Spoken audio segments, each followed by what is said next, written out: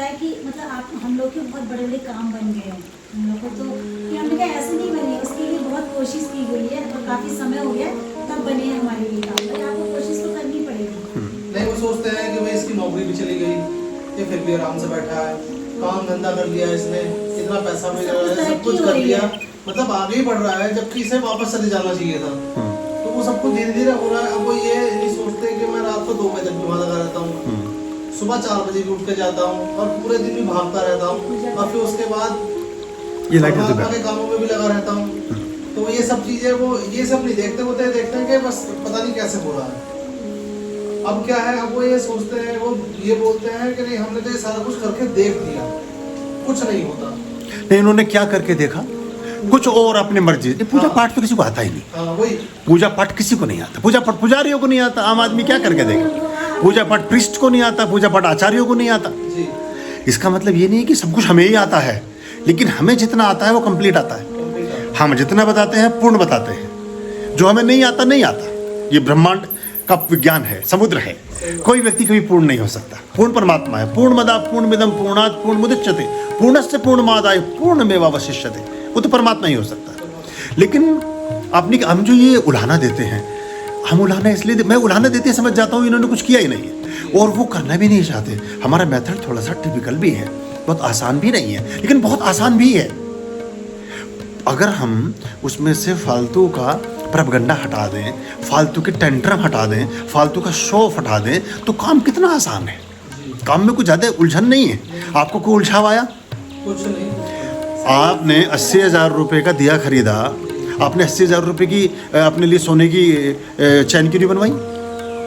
मतलब या आपने कोई और चीज़ ऐसी क्यों नहीं खरीदी? आपने अंगूठी क्यों नहीं बनवाई? आपने कुछ और अपनी पत्नी के लिए कोई ज्वेलरी क्यों नहीं तैयार की? आपने इसकी कोई एफडी क्यों नहीं कराई? आपको कैसे विचार आया कि मैं कैम्फर का ही लैंप जगाऊं घर में?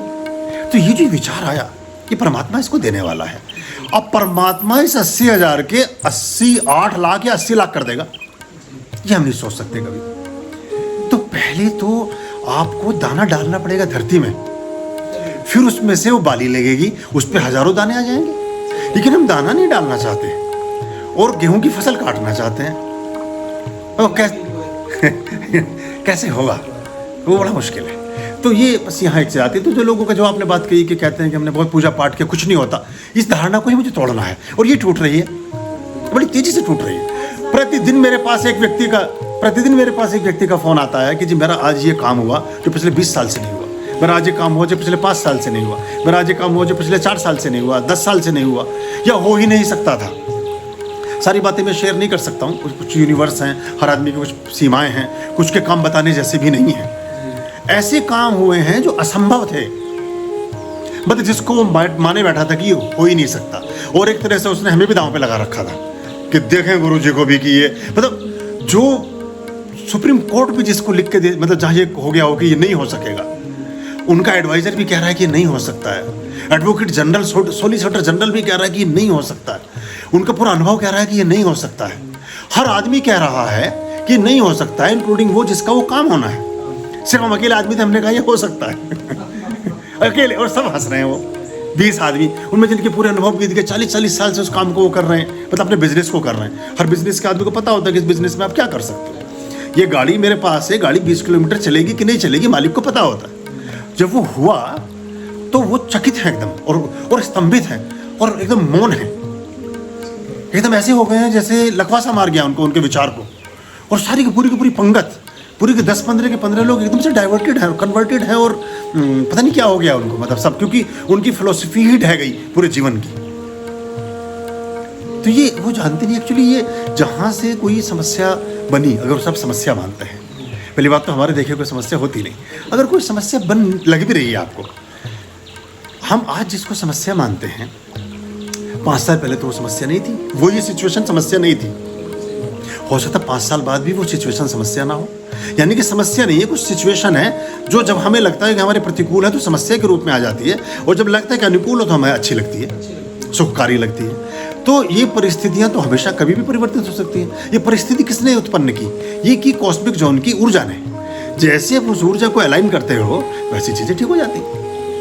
अपनी तरफ से हमेशा सहयोग का, मित्रता का और उसका रखो, पर सठे साठे में समाचार थे, थोड़ा सा टिट फॉर टैट या जैसा व्यक्ति वो उसकी कदर कभी करेगा नहीं, पर उसकी वैल्यू नहीं समझेगा।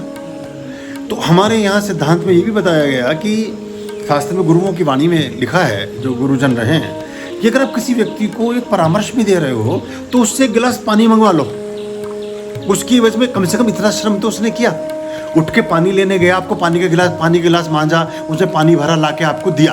अब उसके ऊपर कर्जा नहीं रहेगा, इस मशवरे का भी कर्जा नहीं रहेगा, ये गुरु ऋण भी नहीं रहेगा। इतना सा काम जरूर कराओ, क्योंकि जिस चीज़ की एवज में आप कुछ कराते नहीं हैं वो हमारी मानवीय जो विचारधारा है उसको बहुत अच्छे से स्वीकार नहीं करती है और देर फोर सोचती है, और कभी कभी सामान्य ढंग से ये सोचने लगती है कि पता नहीं इसमें इनका कितना बड़ा लाभ है।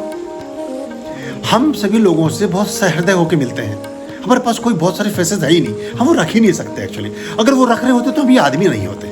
हम एक ही हैं, अच्छे बुरे जैसे भी हैं, एकदम स्पष्ट हैं। अगर आपसे कुछ बुरा लग रहा है तो भी बोलेंगे भैया ये बात बुरी लग रही है, अच्छी लग रही है तो भी बोलेंगे अच्छी लग रही है। लोगों के साथ मुश्किल ये है कि उन्हें अच्छा लग रहा है तो भी रिएक्ट नहीं करते, बुरा लग रहा है तो भी रिएक्ट नहीं करते।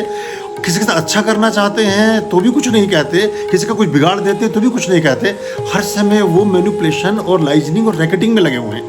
तो जब हम उनसे कोई बात सहज भाव से कहते हैं तो सोचते हैं कि ये भी मैनिपुलेशन ही कर रहे होंगे, ये भी लाइजनिंग ही कर रहे होंगे, ये भी रैकेटिंग ही कर रहे होंगे, ये अपनी बात को कुछ घुमा फिरा के कह रहे हैं, कुछ और कहना चाहते हैं, जबकि हम कभी ऐसा कुछ कहना नहीं चाहते। हम एकदम स्पष्ट शीशे की तरह पारदर्शी है तो है, नहीं है तो नहीं है। ये तो हमेशा कहते हैं गुरु जी एकदम क्लियर बात करते हैं। नहीं, मेरे पास और कोई है ही नहीं, यही बात है। मेरे पास है ही नहीं एक्चुअली। मेरे अंदर गुण ही नहीं है इतना कि मैं उससे बहुत तरीके के लपेटे दे सकूं। मैं तो कई बार हतप्रभ हो जाता हूँ, जैसे 18-18, 20-20 साल के बच्चों को देख रहा हूँ, वो इतने सियाने हो गए हैं, इतने वो मतलब क्या कहूँ, कनिंग कहूँ, श्रूड कहूँ, उन्हें चालाक कहूँ या क्या कहूँ, या बहुत समझदार कह दूँ, क्या कह दूँ। मुझे लगता है कि मैं तो उनके मुकाबले कुछ भी नहीं जानता। मैनिपुलेशन करने सीख गए, इतना ज़्यादा सीख गए हैं कि मैं चुप रह जाता हूँ। वो जब किसी बात को काटते हैं, किसी चीज़ को, मुझे ये समझ नहीं आता कि मैं इसको उत्तर कैसे दूँ, क्योंकि मेरे पास कोई तैयारी नहीं होती कोई। मैंने कभी लाइफ में वो काम किया ही नहीं। वो पूरा ABCDEFG लगा के आते हैं, अपने सारा एक्सरसाइज कर रहे होते हैं घर में बैठे हुए। वो यूँ कहेंगे तो हम यूँ कहेंगे, तो वो यूँ कहेंगे तो हम उसको उल्टा यूँ कर देंगे, यूँ कर। अब मेरे पास तो इतना दिमाग ही नहीं, मतलब मेरे पास इतना टाइम भी नहीं, और मैंने कभी अपने दिमाग को इस चीज़ में कभी खर्च ही नहीं किया। मैंने कभी कुछ मैनिपुलेशन नहीं किया अपनी लाइफ में। इंस्टेंट में हूँ एक्चुअली, जैसा हूँ त्वरित हूँ मैं, एकदम हूँ, जो भी हूँ ऐसा ही हूँ। आपसे बात कर रहा हूँ तो कर रहा हूँ, इसलिए मैंने कहा कि इसको हम रिकॉर्ड ही कर लेते हैं, क्योंकि मुझे तो इसमें भी कष्ट होता है कि मैं कभी वीडियो भी मैनिपुलेटेड ढंग से बनाऊँ। जैसे मैं इसको ऑन करके रखूँ और मैं खुद बैठ के कुछ बोलने लगूँ तो शायद मैं बोल नहीं पाऊँगा। मैं बोल लूँ क्या, मुझे लगेगा तो मैनिपुलेशन है, जैसे मैं कुछ आर्टिफिशियल बोल रहा हूँ, या तो किसी का सवाल हो या तो किसी की कोई बात हो, क्योंकि मेरा कोई सिलेबस तो है नहीं कि मैं रट के बैठा हूँ या मैं उसकी कोई तैयारी करके बैठा हूँ और पहले मैं उसको फिर तैयार करूँ, और जैसे लोग बाकी करते हैं वो सवाल भी फर्जी, जवाब भी फर्जी, वो अपने से होता नहीं। तो अब ये हमारा अवगुण कहें या गुण कहें या कुछ भी कहें, अपने को तो पता नहीं, पर ये थोड़ी देर के लिए तो ख़राब लगती है चीज़।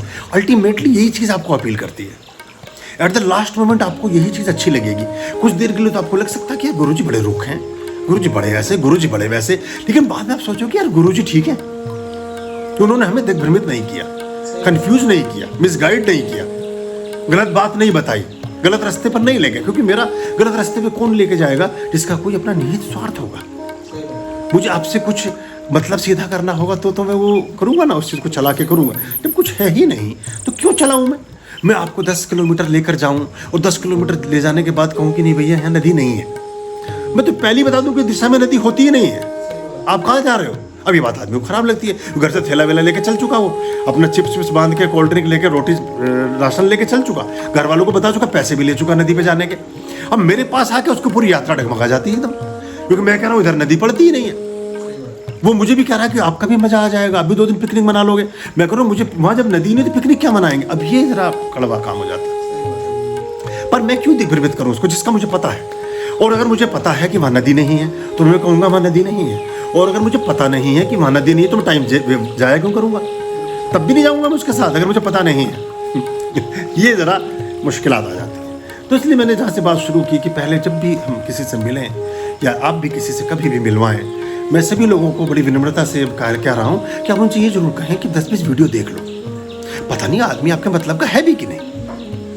हम कहना चाहते हैं तो बातें होती हैं। क्योंकि मेरे पास आदमी आता है वो फिर जीरो से शुरू करता है। हमें क्या कोई दीपक भी जलाना चाहिए क्या? अब मैं पिछले 6 साल से 10 साल से क्या कर रहा हूँ? क्या पूजा प्रार्थना भी कुछ काम करती है क्या? अब क्या जवाब देंगे उनका? अच्छा, कपूर का भी इस्तेमाल होता है क्या पूजा में? मतलब अब आप सवाल देखिए, अब मैं इसका क्या उत्तर दूं? और आप भी पूजा पाठ करते होगे गुरु जी कोई? अब आप लोगों के सवाल बड़े अजीब गरीब। वैसे तो आपने इतना कुछ हवन भी कर सकते हैं क्या? सारा कुछ है। वही तो, अगर आपको एक बार देख लिया ना, अगर आदमी भी नहीं देखेगा भी ना, थोड़ी भी देखेगा तो बहुत कुछ समझ में आएगा। तो अब जैसे आपने कहा कि हमारे बड़े बड़े काम हो गए, ये इसमें हमारा ग्रेस, हमारा आशीर्वाद तो आपके साथ काम करता ही करता है। इसमें बहुत बड़ा रोल आपका स्वयं का है। और आप अगर अपना एनालाइज करें, आप हमारे साथ एक गुरु शिष्य के रूप में लगभग 5 वर्ष 4 वर्ष से शायद जुड़े हैं, 3-4 वर्ष से शायद जुड़े हैं शुरुआती। अब आप ना ग्राफ देखते जाएं, हर 11 महीने का, हर साल का ग्राफ देखते जाएं, और अपने डिवोशन और डेडिकेशन देखते जाएं, अपना जुड़ाव और जुड़ाव के तरीके देखते जाएं, पूजा पाठ की पद्धति देखते जाएं, उसका एडॉप्शन देखते जाएं, उसका क्रियान्वयन देखते जाएं। हमने किस मौके पर क्या पूजा पाठ अडॉप्ट किया, कितनी शिद्दत से उसको किया, कब हमने कौन सी चीज़ परचेज की, पूजा पाठ पर कितना खर्च करना प्रारंभ किया, फिर उसको कितने समय बैठ कर के हमने पूरे मनोयोग के साथ करना प्रारंभ किया। उसी क्रम से, उसी ग्राफ से आपके परिणामों में भी परिवर्तन आने शुरू हो गए होंगे। जब कुछ नहीं कर रहे थे तो कोई परिवर्तन नहीं आ रहा था। Am I right or wrong? जैसे तो इसका मतलब करने वाले तो आप हैं। आप तो कहते हैं हमें इन लोग खुद ही 1 साल भी नहीं हुआ इतना कुछ जो आप जिस विधि से किया है, तो हमने कहा आपके सामने सारे अभी तो और 2-3 साल में पलट जाएगा सारा मामला। अब तो जो कहते हैं मैं सोचता हूँ, टेंशन नहीं तो सोचता हूँ, चीज हो जाती है। अभी मुझे मैंने रुद्राष्ट्र का मोर्चन भी पढ़ दिया सामने से। अच्छा, तो अपने ऑटोमेटिक पाठ बढ़ाती है। पहले हम कहते थे अरे दीदी हो पाती है, मैं थोड़ा बहुत किया, बहुत अच्छा किया। और उसके फल आपको मिल रहे हैं। और बात फल की सिर्फ ये नहीं होती कि हम कई बार सोचते हैं कि हमें कोई आर्थिक लाभ ही हो जाए, हमें कोई मकान, दुकान, घर, जायदाद, जमीन, पैसा, धेला, सोना, चांदी, इससे सुख नहीं मिलता। इससे तो एक प्रोटेक्शन मिलती है, इससे सुरक्षा मिलती है, इससे सुख और शांति नहीं मिलती। सुख और शांति मिलती है आत्मा के परिष्कार से। जब आपकी आत्मा प्रसन्न होती है, आपको कुछ अच्छा लगता है, और वो अच्छा लगता है सराउंडिंग से। जब आपके संबंधित रिश्तेदारों से आने वाली सभी तरह की प्रतिक्रियाएं सुखकारी होने लगें, आप परस्पर परिवार में प्रेम भाव से बैठकर खाना खाने लगें, ये रोटी का टुकड़ा ना तोड़े थाली में जब तक कि आप ना आके बैठ जाएं, जब बच्चे आपको जब तक ना देख लें तब तक अपने किसी, ये सारी सुख के हेतु हैं। तो बच्चे में जब तक खाना भी नहीं खाते थे, जब तक बैठे रहते हम कहते खा लो, नहीं पापा ने सबको खाया। हाँ, तो ये जुड़ाव है, ये सूत्र हमें धीरे धीरे हमारे बॉन्डिंग को मजबूत करते हैं, हमारे रिश्तों में गहराई को लाते हैं। और जब रिश्तों में गहराई आती है तो जीवन के प्रति मोह बढ़ता है। जब जीवन के प्रति मोह बढ़ता है, यानी आप और जिंदा रहना चाहते हैं, क्योंकि आपको लगता है कि मेरी पूरी दुनिया है एक, मैं हिलूंगा तो मेरी दुनिया हिल जाएगी। आत्महत्या आदमी क्यों करता है? उसे लगता है मेरी पूरी दुनिया डिस्कनेक्ट हो गई है, मेरी बीवी मेरी नहीं, मेरे बच्चे मेरे नहीं, मेरी माता मेरी नहीं, मेरे पिता मेरे नहीं, मेरे भाई मेरे नहीं, मेरे मित्र मेरे नहीं, मेरा पार्टनर मेरा नहीं, मेरा कोई मेरा नहीं। परंतु लगता है जब सभी दरवाजे बंद हो गए तो अपना घर का दरवाजा भी बंद करके फिर अंधकार में रहना चाहता है। लेकिन जब उसके जीवन में प्रकाश आता है तो पूरी दुनिया उसे प्रकाशित लगती है, और फिर अपना विस्तार करता है वो, और वहां से सुख और शांति यहाँ से आने प्रारंभ होते हैं, और यहीं से फिर प्रसन्नता जन्मती है, यहीं से संतोष जन्मता है, यहीं से मैत्री जन्मती है, यहीं से सौहार्द जन्मता है, यहीं से सहयोग, और यहीं से परस्पर प्रेम जन्मता है। सबसे मिलने का मन करेगा, हर जगह जाने का मन करेगा, किसी को कुछ देने का मन करेगा, सब हर चीज पे, घर पे खर्चा, हर चीज में आपको अच्छा लगने लगेगा। बस यही तो जीवन सुख में है। कितने साल बाद भी अपनी मामा जी का 20 साल बाद 20 साल हाँ, 20 साल सादरे नहीं रहते इनके मामा जी लोग। अच्छा है, बहुत अच्छा है। जब बहुत अच्छा लगा इनको जाने के, और नाना जी लोग के संबंध में हम गए। आप भी गए थे, हाँ, मैं फर्स्ट टाइम हो गया, मैं जब देख के आती हूँ। रक्त संबंधों में जब भी आवश्यकता पड़े और कर सकें, उनको मधुर करना चाहिए, उनको नॉर्मल रखना चाहिए। होना मुश्किल होता है क्योंकि ईश्वरीय रचनाएं ऐसी होती हैं कि चाइना में एक कहावत है कि जो आपके शत्रु होते हैं या आपके बैरी होते हैं या आपके विरोधी होते हैं, वो इस जन्म में आपके रिश्तेदार बन के जन्म लेते हैं, और सबसे निकटतम शत्रु आपका सबसे निकटतम संबंधी होता है। जैसे पत्नी जो सबसे घोर शत्रु कभी रहा होगा वो पत्नी के रूप में आ जाएगा, और अगर शत्रु कभी नहीं रहा तो वो पत्नी फिर आपकी बहुत अत्यधिक मित्र बनकर के पैदा हो जाएगी, या आपके संतान कभी को घोर शत्रु होगा तो आपके जीवन में पुत्र बन के जन्म ले लेगा, क्योंकि वैसे तो आपको कोई कुछ बिगाड़ नहीं सकता। इन संबंधों में आप घुट घुट के जीते हैं। ना तो उनको घर से निकाल सकते हैं, ना तो स्वयं घर से निकल सकते हैं, ना ही उन्हें भगा सकते हैं, ना ही खुद भाग सकते हैं। आप उनके साथ निभा करते हैं 24 घंटे घुटन में, 24 घंटे तनाव में, 24 घंटे कलह कलेश में और नर्क में वातावरण में। तो यही तो शत्रुता पूरी हो रही है उस आदमी की अब। तो ये चाइना में एक कहावत है इसकी। तो और अगर इसके प्रतिकूल है, अगर आपका कर्माज ऐसा रहा ही नहीं कि आपने किसी से बहुत गहरे बैर पाले हों जो बहुत लंबे समय तक चले हों और उसके कर्माज में आप भी शामिल ना हो रहे हों, तो आपके ये संबंधी ऐसे रूप में नहीं आएंगे आपको। ये कैसे रिश्ते हैं जो नस नस में रिश्ते हैं। तो सबसे ज़्यादा परेशान आपको आपके निकट संबंधी करते हैं। वो एक ऑटो था दिल्ली में, उस पर लिखा था कि अपनों से सावधान, गैरों से तो सुलट लेंगे।